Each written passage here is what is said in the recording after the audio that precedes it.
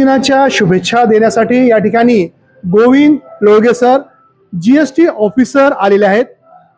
Lolge sir, आपण राहुल बोरा sir यांच्याशी केव्हापासून आहात आणि आपण राहुल बोरा सर यांच्याबद्दल काय बोलू इच्छिता? साधारणतः बीडच्या रोटरी मिड टाउनच्या इंडक्शन पासून मी सरांचा माझा परिचय आहे, परंतु मी सरांना अगोदरपासून ओळखतोय, कारण सरांचं जे काही बीडमधलं काम आहे, खास करून या बिल्डिंग आणि कन्स्ट्रक्शन क्षेत्रामधलं जे आहे त्याच्याबद्दल मी सुरुवातीपासून काम त्यांचं ऐकून आहे.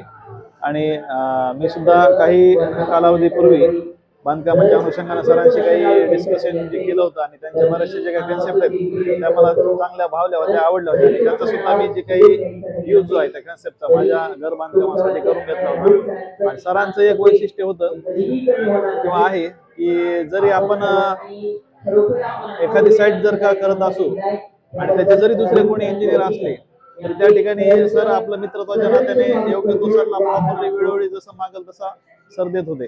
तो एक सरांचा एक चांगला गुण मला या ठिकाणी भावला. आणि जनरली या क्षेत्रामध्ये कॉम्पिटिशन झालेलं जरी असलं तरी सर आणि सरांची जी काही टीम आहे आज बीड नाही पण मराठवाड्यामध्ये एक चांगलं नाव टिकून जे आहे की मागच्या 25 वर्षापासून आलेली. आणि नक्कीच अशा पद्धतीनं जे काही फ्लरिशिंग जे काही काम आहे ते पुढच्या 25 वर्षांमध्ये म्हणजे त्याला आपण सुवर्ण महोत्सवी 50वे वर्ष जे म्हणू त्यामध्ये ते आपल्याला पाहायला मिळेल. आणि सरांची मेहनत मी रोटरीच्या अनुषंगाने पाहतोय. बिझनेसमध्ये जितकं सरांचं वेळ देणं असतं तितकाच वेळ ते रोटरीला सुद्धा देतात. रोटरीतल्या प्रत्येक सदस्याला हँडल करणं असेल, प्रत्येक कार्यक्रम आयोजित करणं असेल, याच्यातून त्यांच्यातली जी काही कष्टाळू वृत्ती जी आहे, टाइम मॅनेजमेंट जे आहे ते दिसतंय. आणि साहजिकच बिझनेसमध्ये जे काही सक्सेसचा राज जो आहे तो इतर आमच्या रोटरीच्या अनुषंगाने सुद्धा आम्हाला पाहायला मिळतोय.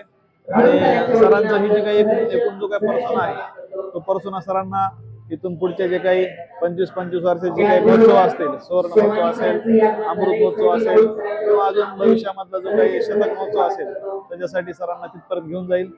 सरांच्या बरोबर सरांची जी काही पुढची जी काही पिढी आहे, ऋतिक आणि मनाली जी आहे त्यांचे सुद्धा या ठिकाणी मला अभिनंदन करावं असं वाटतं की वडिलांनी जे काही एम्पायर उभं केलंय ते पुढे नेण्याची पात्रता जी आहे ती दोघांमध्ये दिसून येते.